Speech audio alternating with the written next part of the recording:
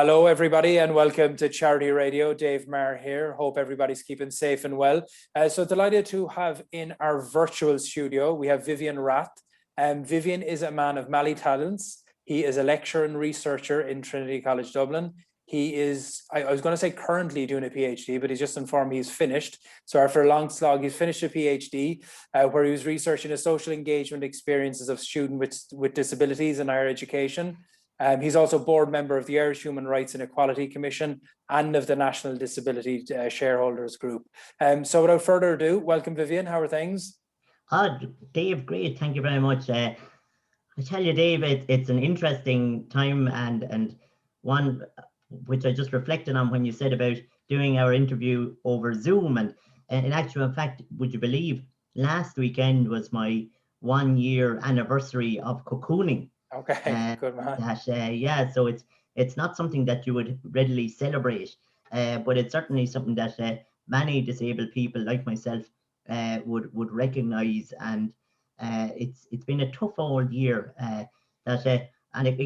Cocooning, as you know, can be very hard and isolating. And you know what? One of the things that I have to reflect on is that what it has done is it's shone a spotlight on how difficult it is to be socially isolated. And you know, the reality is, Dave, that many disabled people across the country have faced social isolation for years and years before cocooning ever came about. So I think if one good thing came out of all of it is that the population, the wider population, everybody else would recognize how horrible it is to be socially isolated, and perhaps better services might be made available for disabled people to allow them to get out of their homes or their institutions or their hospitals or wherever they happen to be, and to be able to get out into our communities and to engage in all the wonderful activities that we have available to people. No, it's incredible, yeah, and even right across the board. I suppose socializing is such a huge part of our makeup, really. And when you take that away, you really realize that you know that there's little left, and it's been difficult right across the board. I've been interviewing people here for the last couple of weeks, and you know everybody's saying the same thing. And you kind of have peaks and troughs. I mean, some weeks are good and some aren't bad. Just in terms of your own experience of the cocooning, Vivian, what has been the major challenge for you personally? Oh, well, certainly missing the opportunities to go out and meet friends. I think I'm a very sociable person, and I was involved in activities like Toastmasters, like yourself, Dave. I know you well enough. If you're well able to gift it a gab. Gifted a gab. And I think one of the things that I certainly miss is a lot of events are just not the same when you're not at them in person. And it just shows again how important those connections are. And I think actually one of the things that I was speaking to my friends about over the weekend on the phone, of course, was the fact that it's actually very difficult to have those what you describe as difficult conversations, or meaningful conversations, maybe deeper conversations over Zoom or over the phone. And everything now has become channeled into an appointed time when you have a slot of like 30 minutes. But like if for instance, Dave, you came down to my house for a cup of tea and we could talk for half a day, and the issues that we wanted to talk about would be spread out over that time and would be teased out. And we might come back to the same issue 20 times. And I think actually that is I wouldn't be on the clock, so Vivian, if I was no, you wouldn't be on the clock, Dave. No. No, but I think if you know what I'm saying here is that it gets a bit contrived, where you say, look, even when we were talking earlier, we were saying what's the length of time, so everything is penciled in for a set time. You've a set time to do it, and that's it. So it gets quite contrived.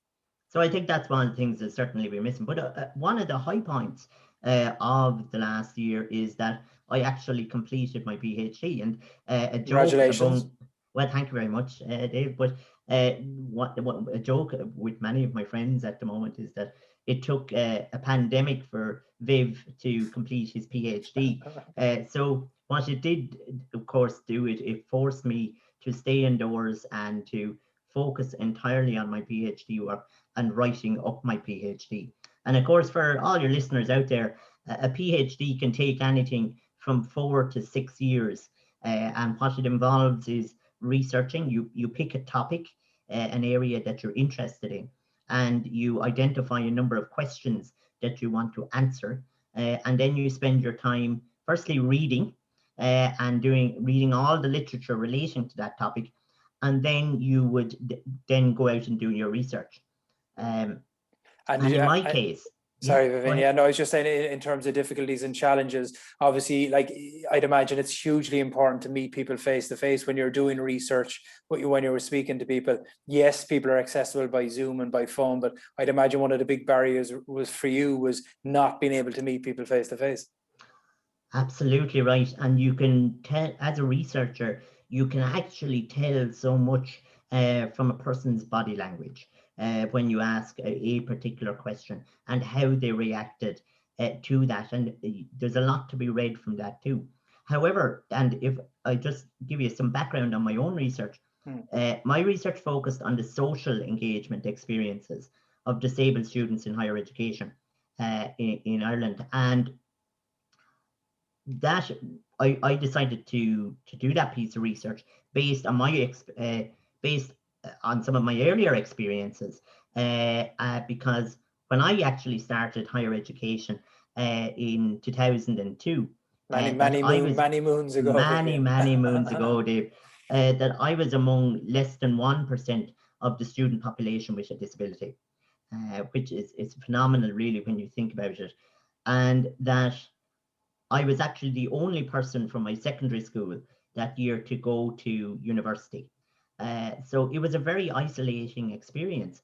And I didn't know anybody. And then, of course, I had all the challenges associated with having a disability, but also the challenges in the environment, because the environment wasn't set up for, college wasn't set up for disabled people. And so it was inaccessible. It was the facilities and services were not always there. And so it was lonely, and I often felt like I didn't belong within the college. And it wasn't until my second year in college that my brother arrived and another guy who was blind, visually impaired, Tomas Langen from Castlebar, and he came to college as well, and we all were in an apartment on campus. And you know, it was once I started meeting them and having fun with them, and then also, of course, meeting other disabled people and non-disabled people on the campus, that we started to form a community. We were connecting, and over time, you know, the issues that the barriers that I've been finding with my disability in terms of the college didn't seem to matter as much.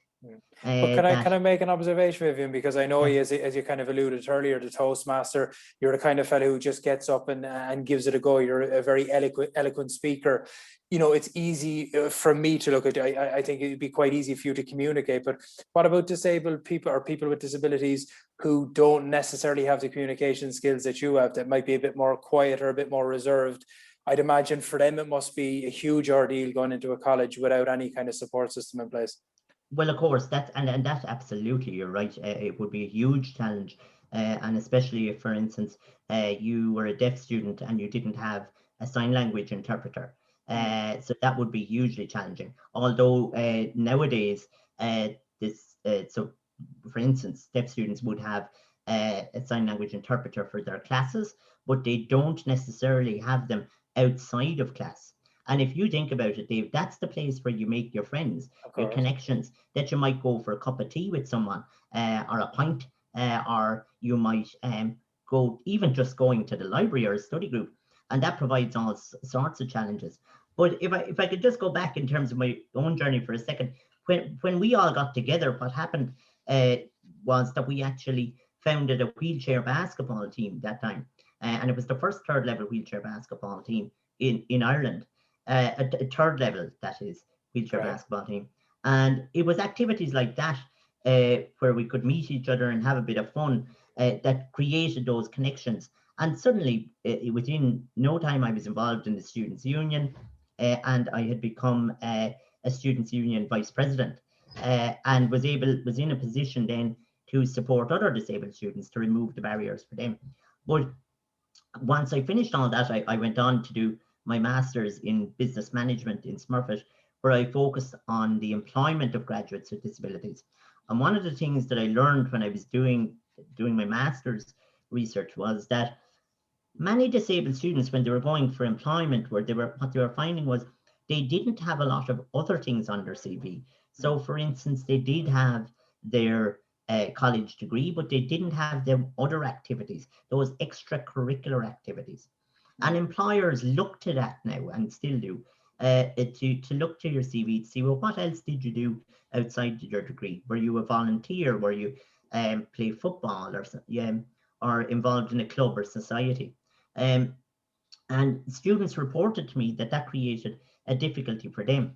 And employers reported it as an issue for them as well, because they wanted to see the development of all those transferable skills that are very important for employment. Can I just pick up on that, Vivian, just to make one point and one observation? Like, how can you make the distinction? How do you know that the employer may not have a prejudice against the person because of their disability, as opposed to not having that? So maybe it's hard to quantify, is it? That certainly, yeah. But I mean, of course, there's no doubt that disabled people face barriers to employment, and there's plenty of research on that. And I mean, the fact is that there is often negative perceptions among employers in relation to employing disabled people, usually as a result of a lack of awareness or lack of experience of working with disabled people. And that there is a need, certainly, for an national awareness campaign to support employers to learn more, to access the accommodations. I mean, there are accommodations available for employers who are employing disabled people. So there needs to be more information and awareness about that. So certainly, yeah, there's a lot of work to be done. And do you think, Vivian, through the likes of yourselves or people who are working tirelessly to kind of maybe change people's perceptions out there, do you see it in the last 18 years? If you started college in 2002, do you see in almost 20 years, do you see a big improvement, or where do you see it? Well, no, I think actually that's a really important point there, Dave. And when I started, as I said, there was less than 1%. The current figure now is 7.1%. So it's the 7.1% of the student population now at undergraduate level that has a disability. And that, that is fantastic to see. And that is a result of a number of things. There were a number of policies implemented in those years, and they were supported by a structure within the college of support services, disability support services, and they provided for the academic supports of students. And the EU provided funding through different schemes to support those offices, to provide perhaps note takers, sign language interpreters, IT supports, and a range of other supports to ensure that students could engage academically. And that's one of the reasons why I did my research, because although there's been a huge focus on the academic engagement of disabled students, there hasn't been that focus on the wider social engagement of disabled students. And it goes back to, we were talking about employers and the need to, and disabled people, the need to have those extracurricular activities on their CV. But there's actually a really more significant and important point. And that is that social engagement and a sense of belonging are directly linked. And students who are more socially engaged and who develop those connections also then develop a sense of belonging. And all of us want to feel like we belong. And in an environment like a college, if you are the minority group, and maybe, remember, there could be only a few of you. So like a person with a disability like mine, there might be only me, or there might be a handful. And if you don't feel like you belong in that college, well, you're probably not going to commit to your studies as well. You're probably not going to have that love for the college, and you're not going to want to go in every day. Okay, it So has a knock-on effect, obviously, yeah. of course, and of course, the reality is that students who belong, it results in better retention rates in the college. It usually results in a greater commitment by the students, which can have a positive impact on their grades. So that was the reason why I chose to do the research on the social engagement experiences. And what is great about it is that up until my research, there was actually no other published research on the social engagement experiences of disabled students in higher education in Ireland. So this research, it adds now to that. And so colleges can look to it and actually make decisions based specifically on research. And so just for your listeners, what the research involved was I interviewed and did focus group with 65 participants from all across the colleges in Ireland, and that I interviewed senior managers who include the registrars and the vice presidents at the colleges, and the disability support officers who support the students. And then I did interviews and focus groups with the Students' Union who represent the students, and then of course disabled graduates and disabled students. But the absolute key thing about my research, Dave, is that the student was at the center of the research and that the student had a voice. And for me, that was really significant. And that I did everything to ensure that the voice of the students was heard and that I could identify the barriers and the enablers, the positive things that were happening in the college for students, and then bring that forward and hopefully result in change. So that was the research. Great. Okay, let's stick on that. So, Vivian, the barriers and enablers that you speak about. I suppose the obvious next question is, what were the major barriers that you found, that students found in terms of social engagement for people with disabilities? Well, it's really interesting, because although the majority of students said they were socially engaged, almost all of the students face barriers to their social engagement. And those barriers, and I think the barriers, I could give you a little story actually. There was a student, and I think her name was Mary, and she attended one of the colleges, and her college wasn't a huge college by any means, but I think she was in her first couple of days of the course, and that she's a wheelchair user, and she was sitting at the back of the class, and that's often what happens in colleges, Dave. For people who don't know, disabled people who maybe use wheelchairs or mobility impaired have to sit at the back. Because there's not a specific area for them to. There's not a specific area. Yeah, there's a specific area at the back for them where they sit, and so immediately you're isolated. Okay, I know what you mean. Yeah. Yeah, you're immediately away in a corner, and sometimes that occurs that you might have to sit at the front on your own, and you're often on your own, as you know. And the people who are sitting in the front are usually on their own. So basically, just picking on that, so Vivian. So what they're making in a lot of cases, you're saying that they're making the rooms accessible, but what they're not factoring in is the fact that the person in the wheelchair is going to be cut off by the fact that they're been shoved in a corner, basically away from the group. Basically, that's a very easy example. But just to go on with Mary's story, so Mary was sitting in the class, and that was fine. And at the end of the class, a number of students came up the steps and introduced themselves to Mary and said, "Look, you're there on your own. We're going for a cup of coffee. Would you like to join us?" And so they had to go quite a distance across the campus to get to an available coffee dock. And there was one in the students' building, and they went into the building, and the coffee dock was actually located upstairs. And when they got to the elevator, the lift was broken. And so now the other students said, "Look, we go somewhere else." Unfortunately, there was nowhere else to go. So And The what you find student in a lot may, of cases that there mightn't even be lifts. I mean, that could be a case too, right? I did a oh, job sure. previously where I was doing sales. It was actually a GP sales role where I used to go out to doctors, and you'd go into a floor. The ground floor might be just the stairs to get up to the first floor where the GP surgery was. So effectively, there was no lift. So you had people obviously coming in who may be in a wheelchair who would have no access to the GP. So I was often thought, how in God's name is the person meant to get up and see the Mm. GP if there are no lifts? So often there may not even be a lift in the building, I'm assuming. Well, that's absolutely right.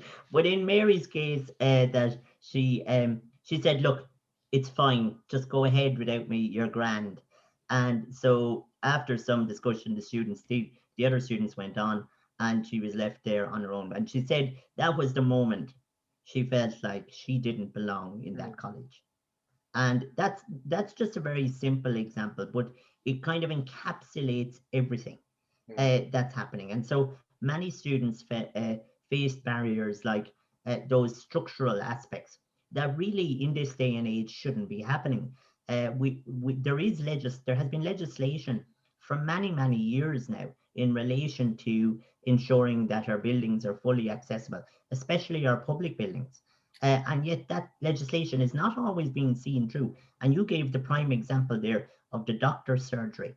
And you would imagine that a Of doctor's all surgery, places. of all places, would be seeing people going in on crutches who've just broken their leg, and that certainly and really, of course, we have to Is it, so remember can that. I just pick up, Vivian, just on Go that ahead. point? Is it that people, like if they're not being compliant, let's say it's mandatory to have a lift in your building, for example, and people aren't compliant, is it that they're not being fined then accordingly, like they should Yeah. be, or how are they getting away with it then? Absolutely, that's exactly what's happening, Dave. There's not adequate Enforcement. enforcement of the regulations and severe enough penalties in relation to that. And that, so I think that unfortunately that still continues to be an issue. And that if of course there were other issues within the colleges in relation to students' engagement, and one of those, of course, was that, and I thought this was very interesting, that over half of the disabled students felt their college wasn't disability aware. And the funny thing was that the interesting thing was that they actually found that their peers were less disability aware than the staff, which I thought was very interesting. Because, and why I thought that was interesting, because I thought in nowadays in many disabled people attend mainstream schools, and I thought, that perhaps students would actually be coming, disabled people and non-disabled people would actually become in contact more as a result of that. So there has to be a question there as to what's happening at a school level, that perhaps this awareness isn't resulting, or are perhaps disabled people not engaged socially with their peers in the earlier school environment. And can I pick up on that, Viv? Is the will there for people to educate themselves around the whole area of disabilities from a staff perspective and from a student perspective? I think there is a growing I think that there's a growing awareness and interest in that. And I would say that from my research, one of the things that really came out for me was that there certainly was a willingness among staff and students and the students union as well, of course, to do something, right? But they often didn't really know what to do or how to do it. And one of the examples, Dave, is that is around leadership. And disabled students reported that they would actually like to be involved in more leadership positions. And that senior managers and the disability officers said that hearing the voice of disabled people was central to belonging, to developing a sense of belonging in the college, right? Sure. But then senior managers reported that the majority of them reported that they were unaware of any disabled student in a senior leadership role in their college. So you see, the question here is if that is the case, well, how do disabled people get their voice heard if they're not in a leadership role in the college? How is that happening? And why aren't these students being facilitated to be involved in the decision-making process in their college? We know everybody has identified it as central to belonging in the college, and yet it's not happening. And what I feel happens in these situations is, firstly, for anybody to become to get involved in a leadership role in any organization, there's a lot of work involved. Mm. We all know that. But the second aspect is that colleges need to look at providing disabled people with extra supports to overcome those extra barriers that exist in society. Like, for instance, if you, like, uh, very simply, if a meeting was being held in a building with a load of steps and no lift, has that big, have those things been considered when planning the meetings? For instance, has sign language been offered for students who may want to engage? So these are all the other aspects that need to be considered to ensure that we facilitate disabled people to engage in leadership. Okay, interesting point. Sidetracking slightly, Vivian, I Yeah. read earlier on, it was actually on LinkedIn today. I think Catherine Gallagher was the name of the student. She was a student in DCU. Now, she was given a scholarship, I think, to do a PhD as well.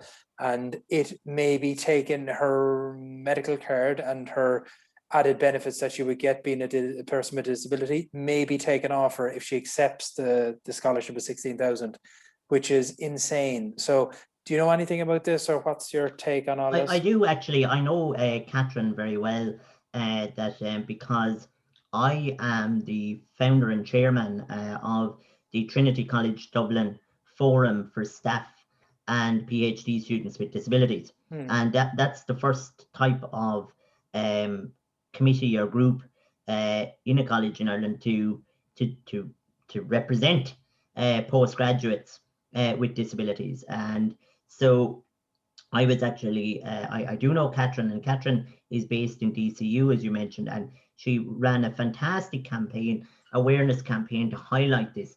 And it really is terrible that a student, a disabled student who has successfully managed to win a scholarship to do a PhD in a college is then faced with all these added barriers. And I can tell you, Dave, having just been a PhD student, it takes a lot of work to win that scholarship. And it's really disappointing to see that happen. And it's interesting because there have been a number of cases of this in recent times, and Catherine did a great job in highlighting hers. But what happened was that there's a scheme called the Make Work Pay scheme, and it's part of the comprehensive employment strategy. And so, as a disabled person, you're entitled to a disability allowance, and that disability allowance is about €203 a week.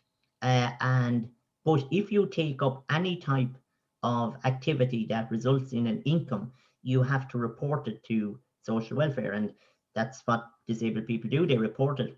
In her case, when she reported it, that what usually happens, and I know this is getting very technical, but what usually happens is that there's a graduated reduction scheme. Okay, so if your employment reaches a certain point, then you cut off all disability allowance.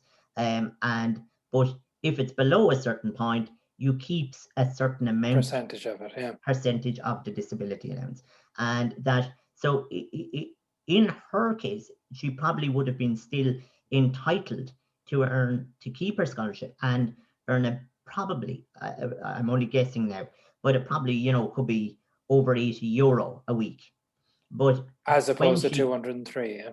That's correct, as opposed to 203. And in a case like that, then they actually said no, because it's a scholarship, and because it's labeled as a stipend, then you're not entitled to anything. But there seems to be a kind of a consistent theme either of kind of ignorance or indifference there, Vivian. And I don't want to focus too much on the negatives, but I mean, common sense has to be applied there a little bit, you know, and it's a deterrent. I mean, you're trying to encourage people, especially if the percentage of people with disabilities in for higher education, in particular PhDs, is quite low and it's improving. You said it went from 1% to over 7.5%, which is excellent. But you want to continue it in that trend, right? And by putting up barriers to this, you're disincentivizing it basically. Well, that's absolutely right, and what we're seeing is that it's an old system that is not catering for the new developments. Of course. So what you see, you have to remember, as I pointed out, that disabled students didn't attend college up to a number of years, you know, in recent history. Yeah.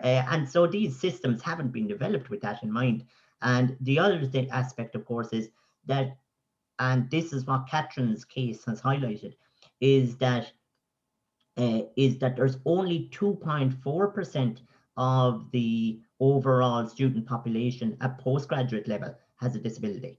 Yeah. Whereas it's 7.1 at undergraduate level. Undergraduate, okay. So disabled students are severely underrepresented at postgraduate level here in Ireland, and disabled people at PhD level is very, very, very, very low. So again, more and more of a reason to incentivize it, right? You're absolutely right. And I agree with you, Dave. And what's needed to be done is that the minister really needs to step in here. Now, the minister has resolved the issue in relation to Catherine's case, but the minister also needs to step in my opinion, and actually look at all of those schemes and see how we can support disabled people to continue on in education and postgraduate level, and to introduce schemes, for instance, that like you could introduce a funding scheme, especially for disabled students, to specifically focus on that and to remove those barriers. I think we also need to remember, Dave, that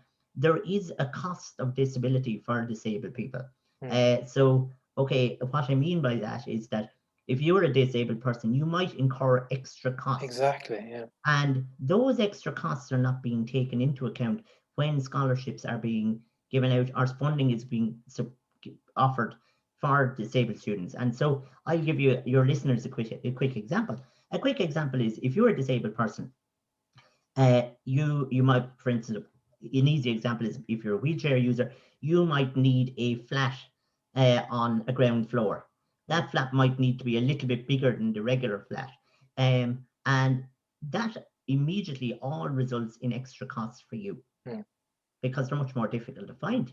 Of course, yeah. And the other examples is, for instance, if you are living off campus, you might be required to access extra transport. You might, like the bus links mightn't be accessible, and so you would be forced to get a taxi. So those are just some of the extra costs associated with having a disability that are not taken into account when these funding opportunities are made available. The other aspect, of course, of that, as you mentioned, is in relation to concerns about medical cards. I mean, there should be more certainty around that in terms of supporting students. And I think as well, we need to be looking at developing pathways for disabled people to go into employment within the higher education sector as well, to ensure that. And I think, one of the last things I would suggest is we need to be actually identifying role models and identifying those people who have made it, and to look at how they did it, and so is that, because it's really very true, isn't it? I think it's the GAA says, you can't be it if you can't see it. And we need to, as a disabled person, and I say this as well, you need to see other disabled people in that role to be able to. Well, you can draw inspiration from it, and you've been a perfect example, Vivian. If somebody's looking on with a disability and maybe starting off their college career, might be apprehensive about going to college, they can draw a huge amount of inspiration from what you've done. and say, look, I can do it too, you know. And it gives people Well, confidence as well, you know, because I'd imagine it's a huge ordeal anyway. I know from my own personal experience, going from secondary school where it was a nice cozy cocoon where you knew everybody in the town, etc., to going into a large, I went to UCC first initially, into a large, the Boo Library was called. It was a theatre room, lecture room. There's 400 or 500 people. I was completely overwhelmed by the whole thing. So, I mean, if you have a disability thrown into the mix on top of that, it can be, you know, doubly overwhelming for people. well, this is it, and I think for anybody, if you're from a minority group and you're entering an environment where you are the only one, and that not only that, but you've got this whole cultural shock as well. And you have to kind of get into that culture and work your way through it and getting to know people. And there's many negative perceptions, and it's really, it comes down as well. It comes back again to that need to form connections and to develop a sense of belonging. And I know when I was talking to the students in my research, they very clearly said that it was really important to them when they went to college on those first days to see another disabled person in the college. They didn't necessarily feel the need that they needed to talk to them or anything. It's just that they wanted to see either staff or students with disabilities in the college, and that was a contributor to their sense of belonging. And another point which I thought was interesting was that they noted the fact how important it was that if they were talking about disability matters to staff, they would have preferred if that person had a disability because they had a better knowledge of what it was like to have a disability and all the societal barriers that exist to it. And of course, then they would have a knowledge of maybe what technology to use. So it is quite important for a sense of belonging to have, as well as everything else, but also to have that mix of people, that diversity of people within the college, so as that we can all recognize someone there that can act as perhaps a role model or a support for you once you're there, you know. And I think that's very, very important. Right. You touched on the barriers and you touched on the enablers there as well. What were the key kind of enablers that you found? Well, I think, Dave, the thing that hit me the most was certainly was, and there's no other way of saying it really, is that the actual love that existed and was apparent from the staff in the college. Right. You know, there was a real, from the registrars and the senior managers and the vice presidents and the disability support, there was a real sense of they love their students. And I think that's not actually talked about enough, really, and that they had a sense of pride for their students. And many of the vice presidents or registrars would mention individual students that they knew that they were talking to, or that they would pass in the corridor, or they would see them around doing whatever they're doing. And so I think firstly that was something that really stood out for me. But there was, of course, a range of different programs taking place in different colleges to support all students, including disabled students. And there was work being taken place to ensure greater diversity and inclusion within the colleges. So, for instance, but there was a very much a focus on the transition period, that time when you move from, you know, work, school to college, or maybe if you were doing a course into college or whatever way, but your move into college, there was a big focus on that. And there was a range of programs there that supported all students to engage. And then there were very specific programs that focused on disabled students as well during that time, in helping them to meet other students and often to meet other disabled students as well.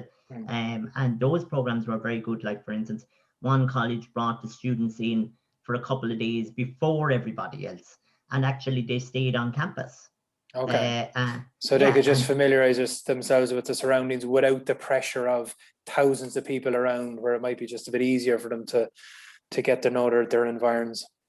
It is exactly that. And of course, then there was what some of the colleges had very specific groups, so peer groups. So, like, I mean, groups for disabled students. And what was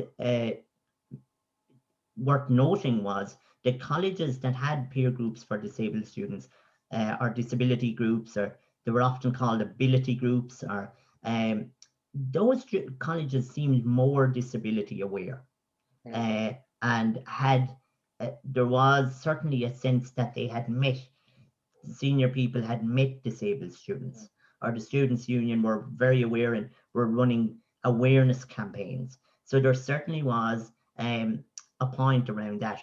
Now there wasn't always within kind of the support staff, there wasn't always, they weren't that positive towards those groups, in terms of that they felt, well, students should be involved with everything else that's going on, and shouldn't perhaps maybe be isolating themselves with those groups. But what the students were saying was, well, look, this is a great opportunity for us to share experiences with somebody who understands. Mm. And this is a space for us to talk about the difficulties that we face in the college environment, or even in the wider society, that other people don't face, like in accessibility in buses, and or negative attitudes, or negative perceptions towards disabled people, and to discuss that and discuss those experiences.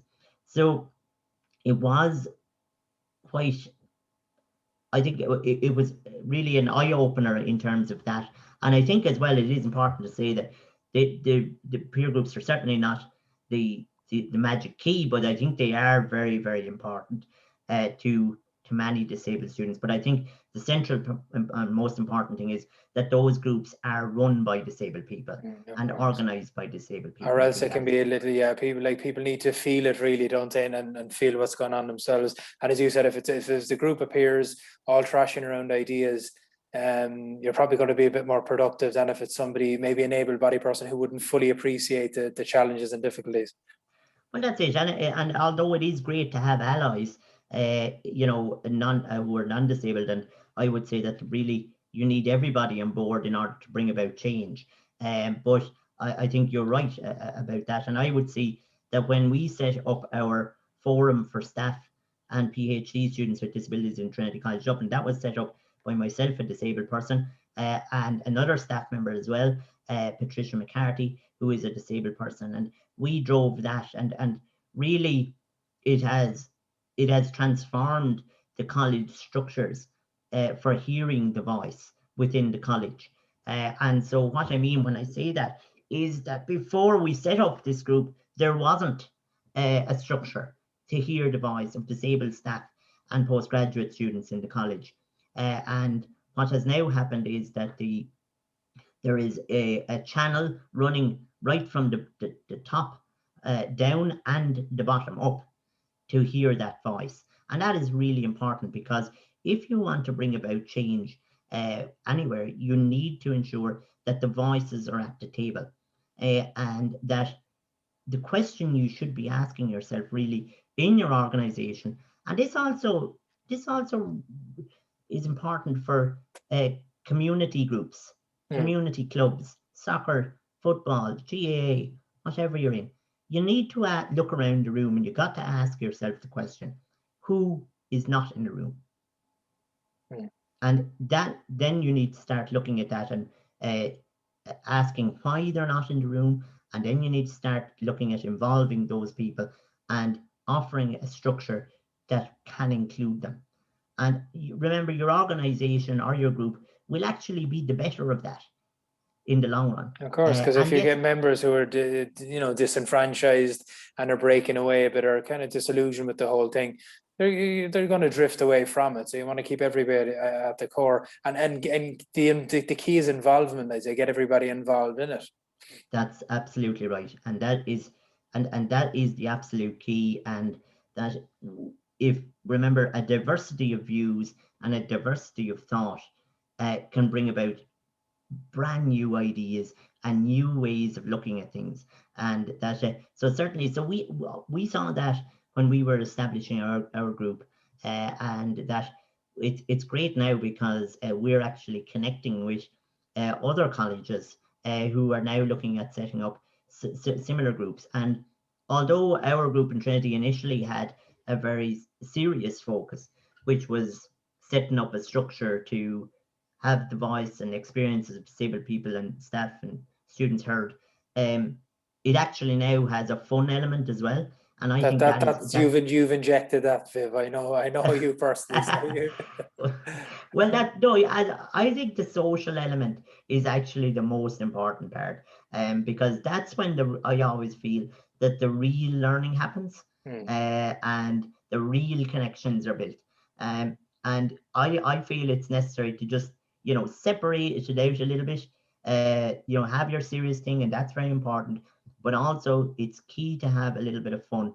And for us, what we did was we identified that disabled staff and postgrads were actually feeling a bit lonely during the pandemic, like many people. of course. Yeah, everybody was feeling a bit lonely. But what we did was we organised a monthly virtual tea to take place, and we meet up for a half an hour each month to have a virtual tea, and everybody has to bring a cup of tea, and that's it. We just have a chat, and there is nothing serious talked about. We often just talk about ice cream and fun things, and that's it. So yeah, again, coming back to that whole idea of social engagement and forming a connection, building a community, and developing a sense of belonging, I think is very, very important. No, it's brilliant. And even in that half an hour a week, we do the same with work. And often you mightn't even necessarily be talking about work-related things. It's just to have that conversation with 5 or 60 and just have a bit of a laugh, and it kind of re-energizes you then again. So I think that's it. That's hugely important. It sure does. It sure does. But yeah, so that's that.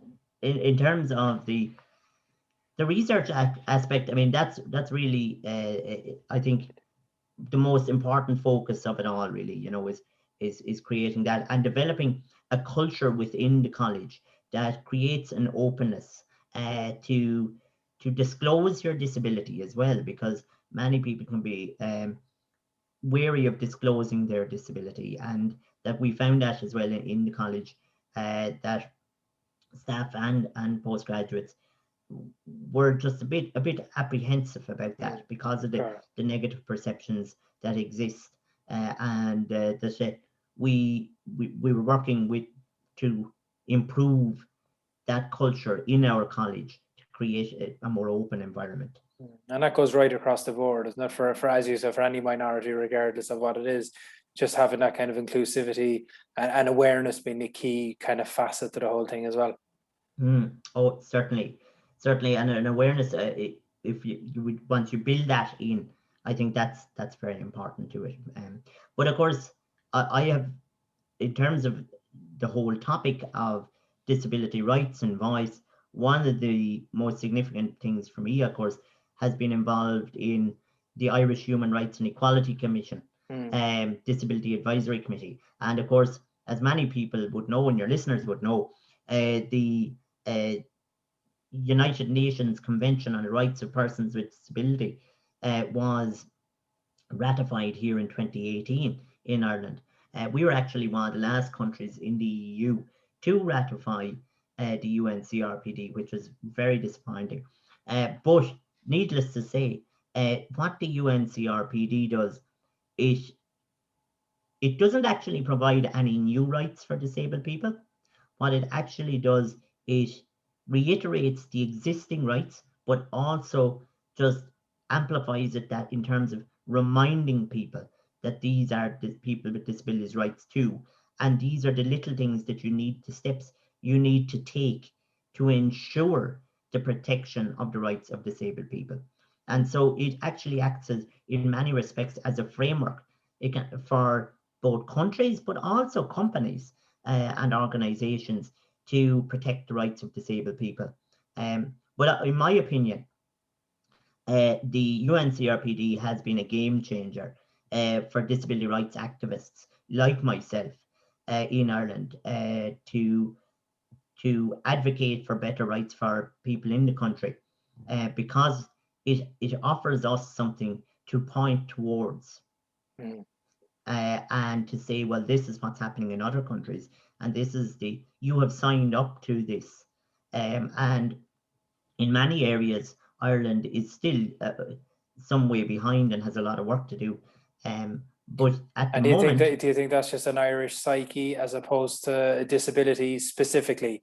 Because you kind of touched on that over the course of the interview in terms of the government being a bit slow to react. Is it just a kind of an Irish mentality, maybe, of kind of being last to the table a little bit in certain aspects? It's very difficult to tell, Dave. That I mean, I would be positive about it all and hope that we can actually pull up our socks and do better. And I like to think that we can do better. But I think we can do that if we actually include disabled people in the process. And to go with the mantra of the independent living movement, nothing about us without us, I think is a very simple way of looking at it. And that we can make huge changes if we include those views and those opinions. And what you have to remember is disabled people are actually fantastic problem solvers, because they're living in an environment that wasn't really built for them or hasn't included in them. And they've had to get around obstacles everywhere. So they have the keys to unlocking many of the problems that exist. That's a good way of looking at it. If they were included. Well, that's key. The inclusion piece is key. Vivian, it's an absolute pleasure. But just before we head off, you finished your PhD, so congratulations on that again. You're lecturing, I know, a bit at the moment as well. What's the kind of short-term plan for you, or even the long-term plan? Well, that at the moment, I'm going to continue my lecturing, and I'm lecturing in the Trinity Centre for People with Intellectual Disabilities in Trinity College Dublin, which is a fantastic programme available to people with intellectual disabilities to obtain an accredited qualification from Trinity College Dublin, and it's a brilliant course and offers work experience for students. What the plan in the future is to continue my research, actually, because my look in terms of the leadership and voice and belonging, and that will be an area that I'd like to work on. What I'm also working on at the moment, of course, as well, is the political participation of disabled people. And disabled people actually face significant barriers to voting and running for electoral office in the country. And that's it. So I'm working at the moment to try and remove those barriers as well. So those are just some of the areas that I have been working on. Well, I heard an interview in Southeast Radio with Alan Corcoran, so I know, and that's probably a whole new debate, a whole new talk about the issues when it comes to voting and the accessibilities for voting stations. Am I taking from that, so Vivian, that you might be running for election down in Wexford at some stage for local elections? You're a huge Wexford man. You're keeping your cards close to your chest anyway. Exactly. I think, look, I tell you what I really want to do, if I'm really being very honest, Dave. I cannot wait until I receive my injection, hopefully in the next couple of months, my vaccination. Okay. And I really just want to get out and socialize with my friends, see my friends, and take some time out to connect with people again. That's really what I'd love to do. And I think myself and many other people around the country are just waiting for that day. That, as I said, as a person who's been cocooning now for over a year now at this point, it is quite challenging and lonely at times. And certainly, as a good Wexford man who lives close by the sea, I want to be able to spend more time at the beach. Good man. Kilmuckridge, here we come. So it's not if I remember right. Okay, it's been an absolute pleasure, Vivian. I appreciate your time. I know you're a busy man, so I'll let you to it. So thanks a million. Thanks again.